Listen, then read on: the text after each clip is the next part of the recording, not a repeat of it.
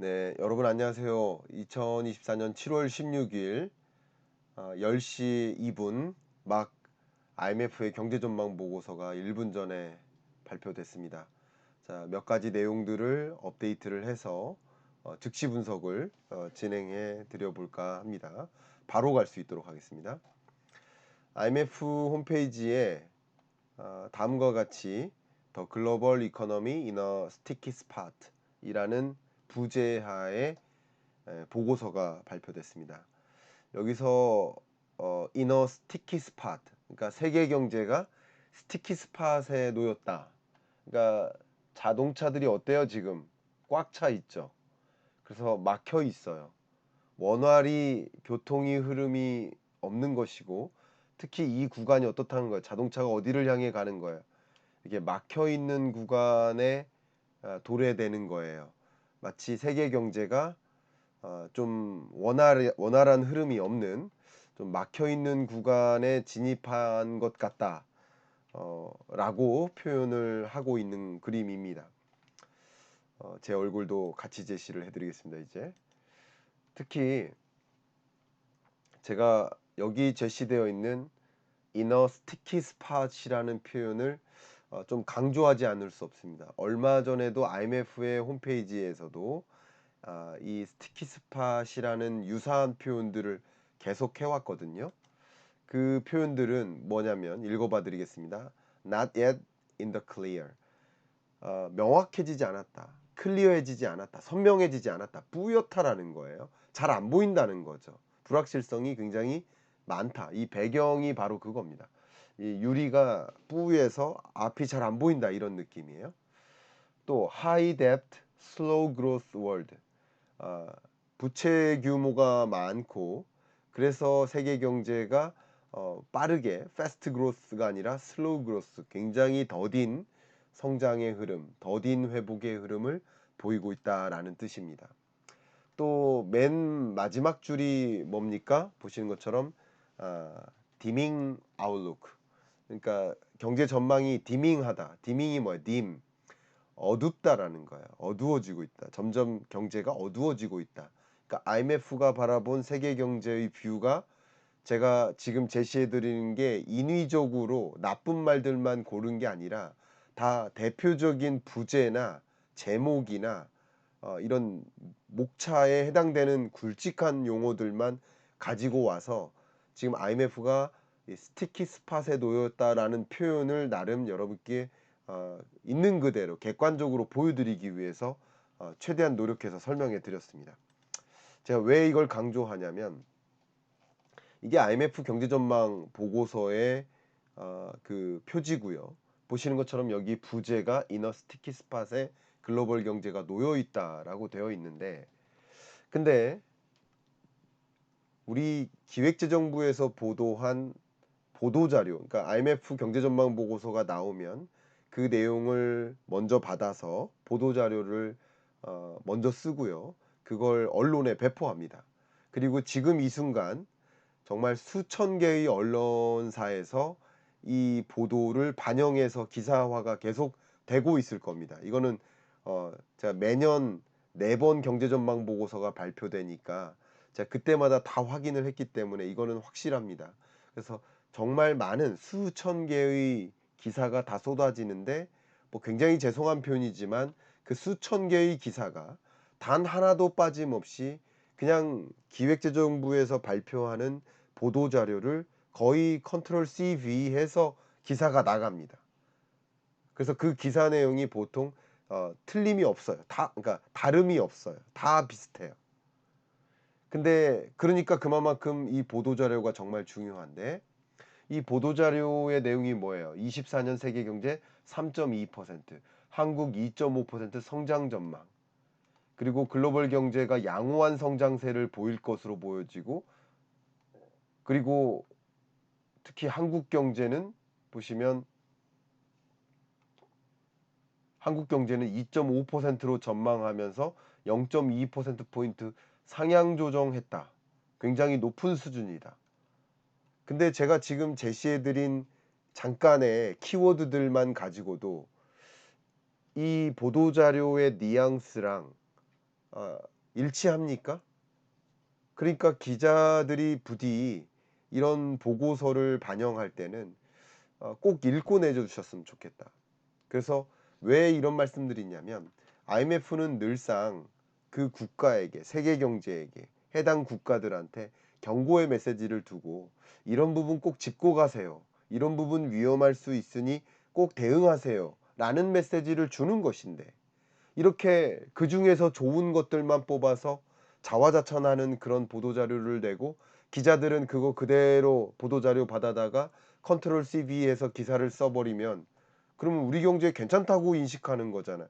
괜찮은 부분도 있겠죠. 그러나 이렇게 우려하는 목소리, 명확하게 경제가 지금 스티키 스팟에 놓였다라고까지 표현했는데 그런데 이렇게 보도자료를 쓰는 것이 맞는가 하는 양심을 걸고 그런 의문을 먼저 제기하고요. 첫 번째.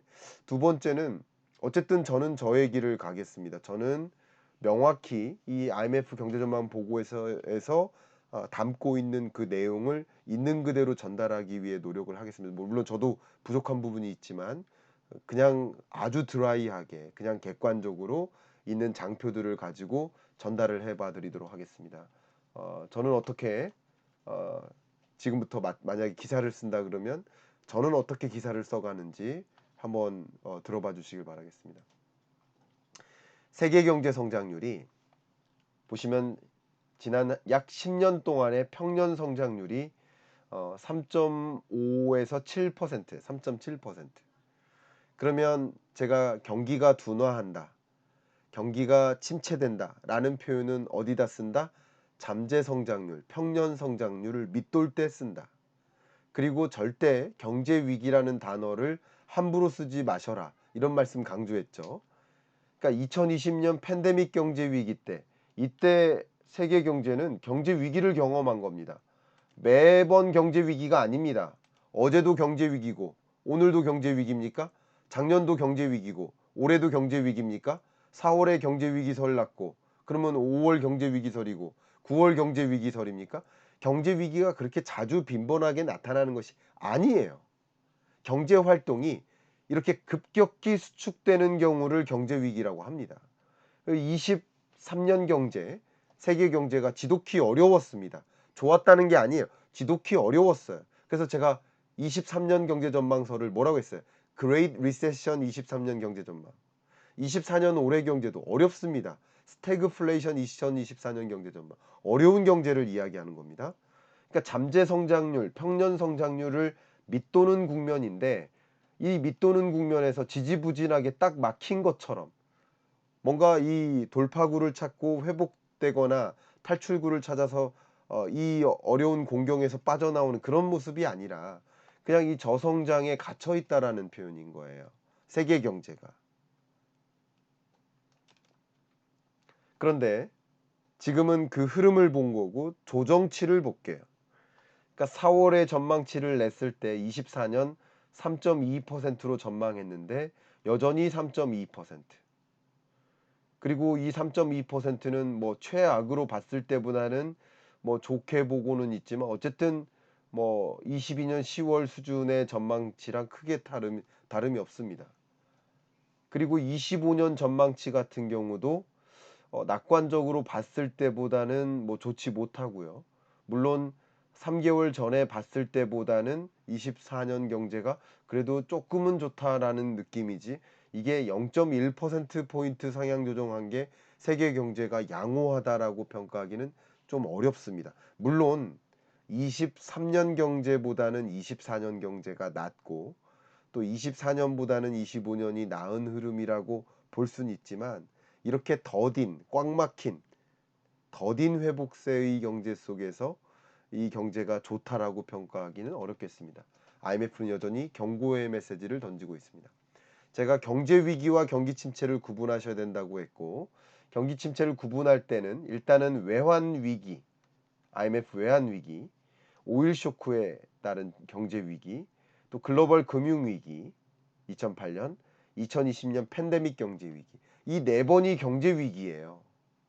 그러니까 네 번을 빼고는 경제 위기라고 부르기가 사실은 약해요. 경제 위기 아니에요. 작년도 어려웠고 올해도 어렵습니다.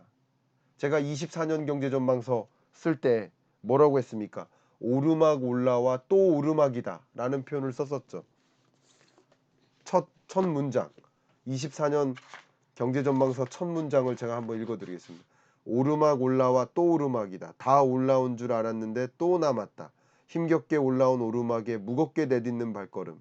여기까지 올라왔지만 다음 발걸음을 내딛기 어렵다. 쉽게 끝나지 않을 것이라는 불안감 때문이다. 이렇게 어려운 경제라고 제가 명확히 표현을 했습니다. 그러니까 어려운 경제인 거예요. 좋은 경제라는 뜻은 아닙니다. 근데 경제 위기는 또 아니에요. 이렇게 금융위기나 팬데믹 경제위기, 명확한 경제위기를 겪었었던 그때랑 비하면 어쨌든 3%대 성장을 한다는 것은 경제위기랑은 다른 개념입니다. 경제활동이 급격히 수축되는 그런 경제가 아닙니다. 그러나 이렇게 평년 성장률을 크게 밑도는, 마치 세계의 잠재 성장률을 크게 밑도는 저성장 국면이 고착화되어 있는 국면으로 해석해 볼 수 있을 것 같습니다. 이렇게 세계 경제가 좋지 못한 흐름에서 벗어나기 어렵다. 정확히 표현한 것 같아요. 이너 스티키 스팟이라는 표현이 가장 정확한 표현인 것 같습니다. IMF 외에 다른 국제기구들은 어떻게 전망하는지 또 보도록 하겠습니다. 보시면 월드뱅크 같은 경우도 기준이 조금 다릅니다. 기준이 월드뱅크 같은 경우는 평년 성장률을 3.5라고 보고 있고, 이 기준이 다르면 GDP 축의 기준이 달라요. 그래서 숫자를 그대로 비교하지 마십시오. IMF랑 다른 겁니다. 근데 월드뱅크 전망은 월드뱅크대로만 보십시오. 그 흐름을 보십시오. 그 성장률의 레벨이 빨간색처럼 작년 2.6, 올해도 2.6, 내년 2.7. 그냥 회복이라는 것을 찾아보기 힘들 만큼의 그냥 저성장이 고착화되어 있다라고 전망하고 있습니다. 이것은 24년 6월 월드뱅크의 전망입니다. 그때도 즉시 분석해드렸었죠. 세계 경제가 근래 들어 10년 단위로 쪼개놓고 보면, 혹은 5년 단위로 쪼개보면 20년에서 24년 동안의 성장률만큼 이렇게 낮은 성장률은 그 과거로부터 없었다라는 표현을 쓰고 있죠. 근 30년 내 가장 낮은 성장률이다 라고 표현하는 이런 경제가 회복이고 성장하는 경제라고 설명하긴 어렵지 않을까, 이렇게 의견을 드립니다. 월드뱅크뿐만 아니라 OECD 경제 전망 보고서도 참조를 해보겠습니다. 지난 5월에 발간된 OECD 경제 전망서에서도 보시는 것처럼 3.7% 수준의 잠재 성장률을 밑돈 채 3.1, 3.1, 3.2%로 그러니까 저성장 고착화될 것이다. 그 기조적인 흐름에는 큰 차이가 없죠. 이렇게 주요 국제 기구들이 공통되게 세계 경제가 저성장이라는 고리에 갇혀 있다라고 표현을 하고 있습니다. 자, 이렇게 세계 경제 성장률 전망도 들여다봤다면 이제 22년부터 24년 동안에 가장 중요한 변수는 물가라고 말씀드렸던 만큼 IMF는 물가를 어떻게 바라보고 있는지, 어떻게 진단하고 있는지, 저의 진단도 중요하지만 IMF라는 국제기구의 진단, 또 월드뱅크라는 국제기구의 진단, 한국은행이라는 기관의 진단, 혹은 그 밖에 다른 여러 KDI의 진단, 기획재정부의 진단, 민간경제연구원의 진단, 금융기관의 진단, 여러 진단들을 고루 보면서 중립적이고 객관적인 시각을 유지하기 위해 우리는 봐야 되는 겁니다. IMF의 전망을 맹신하자는 게 아니에요. 이게 우월하니까 이것만 믿고 가자는 뜻도 아닙니다. 여러 전망들을 참조해 봐야 되겠다라는 말씀을 드리고요. 제가 한 가지 단언할 수 있는 것은 세계적으로 제가 알고 있는 모든 경제 연구 기관들은, 제가 알고 있는 한, 제가 있었던 현대경제연구원, 제가 있었던 삼정 KPMG 경제연구원, 제가 현재 있는 한국경제산업연구원, 또 LG경제연구원, KDI, 한국은행, 기획재정부, 세계적으로 있는 모든 경제연구기관, 경제 전망치를 발표하는 경제연구기관들이 공통되게 자국의 경제 성장률을 전망할 때 전제로 까는 게 있어요. 이게 무슨 말이냐면 A 더하기 B 더하기 C가 D다. D가 한국 경제 성장률 25년 전망치다. 라는 식으로 전망을 한다라고 그러면 그중에 A는 세계 경제 성장률에 대한 전제겠죠. 이걸 뭐를 기입하는지 아세요? IMF 전망치를 기입해요. 근데 가끔 댓글을 보면 IMF 믿을 수 없다. 미국 편향적이다. 그렇게만 치부할 수는 없는 거예요. 그러면 그 모든 기관들이 제가 아는 한 모든 기관들, 그러니까 제 생각에는 모든 기관인데 제가 100% 수천만 개 세계에 있는 경제 연구기관들을 다 아는 건 아니라고 가정한다면 모르는 게 있을 수도 있겠지만 제가 아는 한 모든 기관들이 바로 이 세계 경제 성장률에 대한 전제를 IMF 수치를 씁니다. 그러면 다른 기관들은 아무 생각이 없어서 미국 편향적으로 IMF를 신뢰하는 겁니까? 그게 아니에요. 그만한 이유가 있다라고 말씀을 드립니다. 제가 왜 IMF를 옹호해야 되는지를 모르겠습니다만 어쨌든 그런 의미에서 IMF 전망치를 우리는 들여다봐야 된다. 근데 물가 전망 가겠습니다. IMF의 글로벌 인플레이션 전망을 보시면 어쨌든 코어 인플레이션이 세계적으로 22년에 정점을 찍고 23년 디스인플레이션 현상이 야기되다가 24년에도 디스인플레이션 현상이 나타난다. 이렇게 전망하고 있죠. 그것은 신흥국들도 그렇고 선진국들도 그러한 모습이다. 이렇게 평가를 하고 있죠. 다만 뭐 기존에 봤던 것보다는 점선처럼 조금 더 물가가 더디게 잡히는 모습으로 물가 상승률이 정점을 찍고 2%를 향해 내려가는 그런 구간을 디스인플레이션이라고 하고 지금 23년, 24년 경제는 디스인플레이션의 시대다라고 해도 과언이 아니죠. 그런데 이번에 IMF가 이 디스인플레이션을 어떻게 평가하고 있냐면 그 디스인플레이션 현상이 슬로잉, 더뎌지고 있다. 그러니까 강하게 디스인플레이션, 물가 상승률이 떨어지는 게 아니라 더디게 떨어지고 있다라는 것을 강조해요. 여러 가지 구분이 있는데요. 여기 보시면 core good, 근원 상품 물가는 2015년에서 19년 평균선, 점선 있죠? 그러니까 코로나19 이전 수준이에요. 이전 수준보다 밑돌아요. 그러니까 근원 재화 물가, 근원 상품 물가는 코로나19 이전 수준보다도 밑도는 수준까지 내려왔다. 그러니까 근원 상품 물가는 걱정 안 해도 된다 이거예요. 인플레이션의 과제가 아니에요. 근데 뭐가 문제다? 여기 보시면 코어 서비스, 근원 서비스 물가가 안 잡히고 있다. 그러니까 기준선보다 훨씬 위에 있고 최근 오히려 반등하고 있다. 근데 미국의 근원 서비스 물가는 노란색, 나름 올라가다가 최근 좀 조정되고 있는데 미국을 제외한 나머지 국가들의 근원 서비스 물가는 올라가고 있다. 이렇게 표현했어요. 이게 뭐예요? 결과적으로 잘 안 잡히고 있고 미국도 조금 떨어지고는 있지만 기준선은 훨씬 상회하잖아. 이게 물가 상승률이 더디게 떨어지는 현상을 설명해낸 겁니다. 그러니까 서비스 물가가 안 떨어지는 이유 첫 번째가 뭐예요? 임금 상승률이 높아서다. 임금 상승률이 높다 보니까 고용이 또 안정적이고 임금 상승률이 높다 보니까 임금이 전체 비용에서 절대적인 비중을 차지하는 서비스업의 가격 안정세는 더디게 전개될 수밖에 없겠다. 이렇게 IMF도 진단을 하고 있습니다. 그래서 제가 미리 말씀드린다면 세계 각국에 경고의 메시지를 던지죠. 그 경고의 메시지는 뭐냐면 조급하게 금리 인하하지 마라. 조급하게 완화적 정책 기조로 전환하지 마라. 이게 경고의 메시지입니다.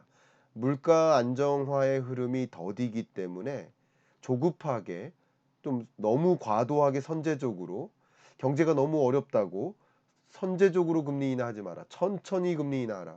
그래서 물가를 안정화되는 모습을 확신을 갖고 나서 금리 인하해도 늦지 않다라는 경고를 하고 있었습니다. 이런 조언이죠. 정책적 조언을 하는 겁니다.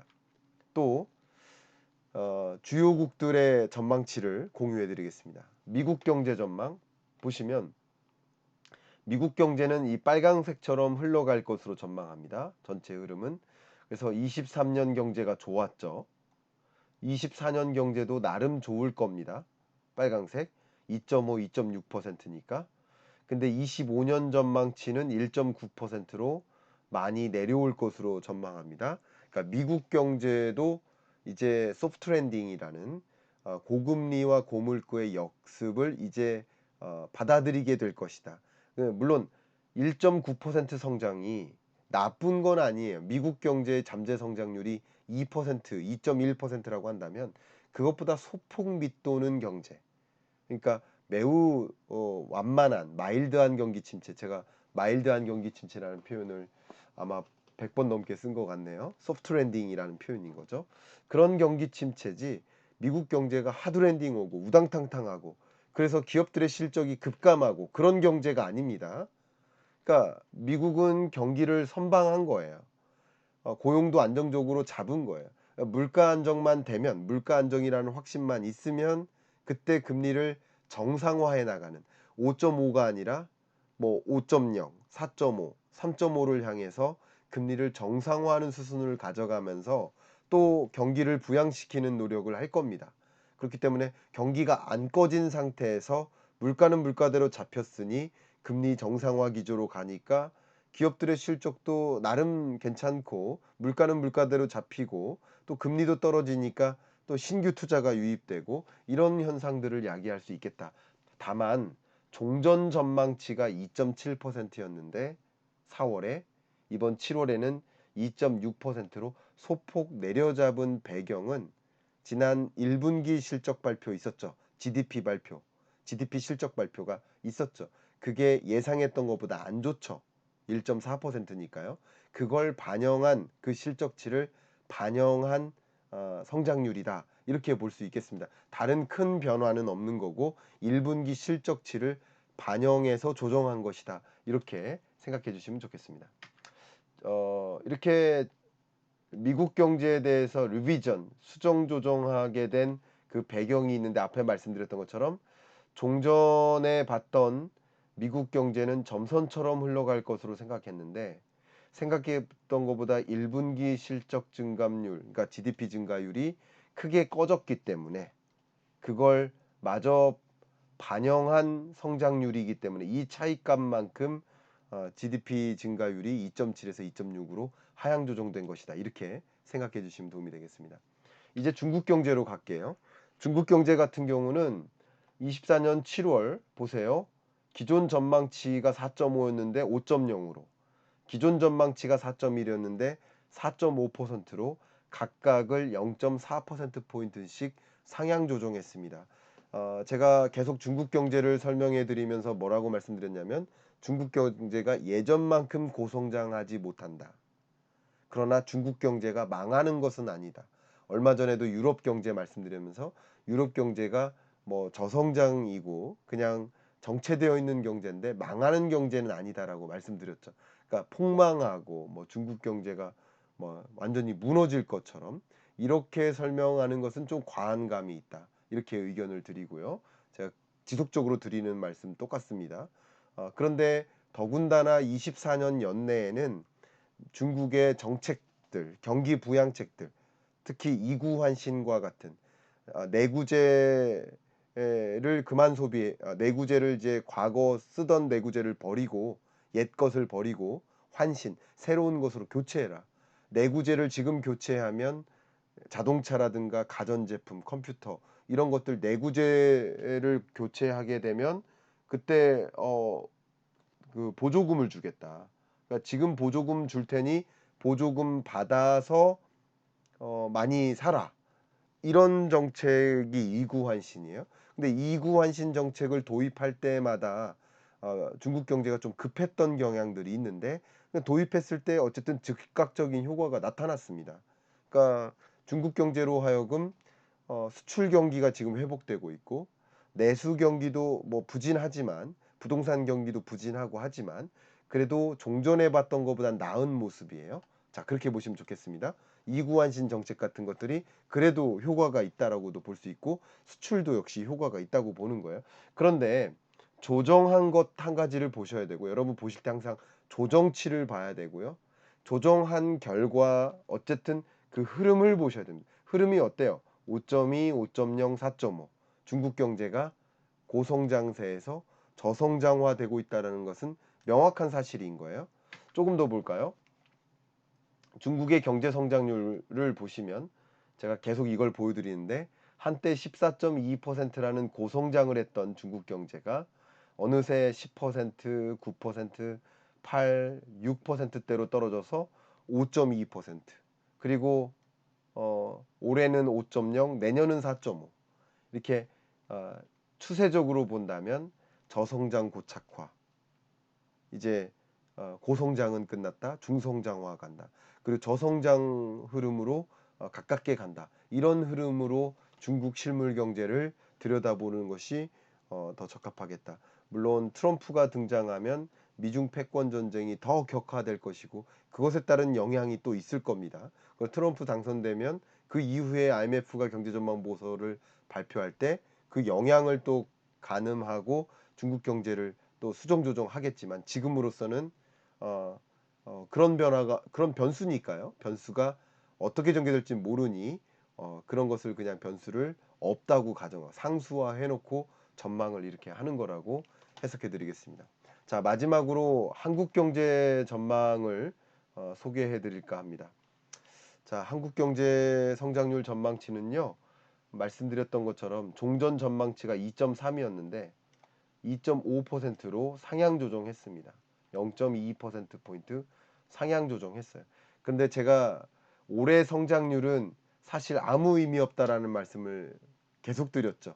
왜냐하면 전년 성장률이 세계 주요국 중에서 가장 낮았고, 그리고 한국 경제 성장률이 말 그대로 1.4%니까 경제 위기 4번, 우리 한국 역사상 경제 위기 4번을 제외해 놓고 보면 가장 낮은 성장률이라고 말씀드렸고, 그래서 23년 경제를 경기 침체라고 말씀드렸죠. 그때랑 비교하면 기저효과 때문에 2.3이든 2.5든 이렇게 그렇게 높은 성장률이 아니에요. 굳이 따지면 1.4와 2.5의 평균치를 한번 내보세요. 평균치를 내면 대략 2%죠. 그러니까 그만큼 잠재 성장률 수준밖에 안 되기 때문에 이게 좋은 성장의 흐름이라고 평가할 수가 없거든요. 더군다나 올해 성장률을 이렇게 0.2%포인트 상향 조정하면서 내년 성장률은 0.1%포인트 하향 조정했단 말이에요. 근데 이건 왜 보도자료에 안 담죠? 이거는 왜 객관적으로 담아야 되는 거 아닌가요? 그러니까 올해는 상향 조정하고 내년은 하향 조정했다라는 것도 생각을 해본다면, 예, 이런 면에서 한국 경제가 뭐 이렇게 그냥 지지부진한, 어쩌면 IMF의 경제전망 보고서에서 부재로 담았던 스티키 스팟에 놓여 있는 가장 적정한 사례가 아닌가, 이런 생각도 좀 듭니다. 자, 지금까지 세계 경제 성장률 전망치나 세계 주요국 성장 전망치 소개해드리면서 IMF의 경제 전망치를 소개해드렸는데요. 이제 끝으로 IMF가 특히 어떤 부분을 경고하고 있는지, 24년 하반기에 이런 일들, 이런 위험 요인들이 있으니까 이런 거 좀 주의하세요, 이런 것들 때문에 성장 동력이 크지 않다라고 표현을 했는데, 그 부분이 무엇인지 아까 보시면 그 소제목에 not yet in the clear 이렇게 표현이 있어요. not yet in the clear. not in the clear 하고 또 다르죠. 아직도 선명하지 못하다, 이런 뜻이죠. 아직 선명하지 못하다랑 또 다른 의미죠. 아직도, 여지까지 충분히 클리어하게 보이지 않는다, 불확실성이 많다라는 뜻이에요. 그 첫 번째는 뭐예요? 기본적으로 고물가 기조가 오래 유지되다 보니까 지난 4월에 전망했었던 미국의 금리의 레벨이 이것보다는 이 수준에서 연출될 거야. 그러니까 금리 인하를 하더라도 매우 천천히 더디게 인하할 거야. 그리고 최종 금리도 생각했던 것보다 더 높게 유지될 거야. 고물가의 장기화 때문이죠. 미국뿐만 아니라 EA 같은 경우도 마찬가지예요. 그러니까 다른 권역이라고 볼 수 있겠죠. 이런 권역들도 역시 마찬가지, 이렇게 전반적으로 세계 경제가 이렇게 움직이고 있다. 이렇게 설명을 해드리겠습니다. 또 좀 불안한 요인이 하나 있는데 Financial Condition Index 크라이시스라고 해서 금융 불안이 여지까지 해결되지 못하고 지난 4월에 IMF 경제 전망 보고서가 나온 이래로 미국이든 혹은 유로존이든 혹은 중국이든 전반적으로 금융 불안 문제가 더 심화되고 있다. 금융 불안 문제가 또 이렇게 해결되지 못하고 있다. 뭐 이렇게 평가를 하고 있습니다. 이런 부분도 유의할 부분이라고 볼 수 있겠습니다. 또 이 보고서에 보면 블로그로 갈 수 있게 IMF 안에 있는 블로그인데요. 블로그로 갈 수 있게 유도하면서 이런 부분들이 좀 리스크 요인이다라고 명확히 설명해 주고 있는데 세계 주요국들이 어, 정부 부채가 늘어나고 있다. 경제 규모는 더디게 증가하고 있는데 저성장 고착화되고 있는데 정부가 부채는 계속 늘어나고 있다. 미국도 그렇고 우리나라도 그렇고요. 그러니까 부채 의존적인 경제, 그러니까 이머징 마켓 또 어드밴스드 이코노미, 선진국과 신흥개도국 모두 다 종전에 전망했던 것보다도 더 과도한 부채에 많이 의존하고 있다 보니 어떤 대외적인 충격이 나중에 발생했을 때 대응할 만한 여력이 또 충분치 않아 보인다라는 부분. 그래서 재정 건전성도 강화할 필요가 있겠다라고 경고하고 조언하고 있습니다. 끝으로 하반기 리스크 요인 중에 하나로서 midterm growth, 그러니까 이것은 이제 5년 단위의 성장 전망치예요.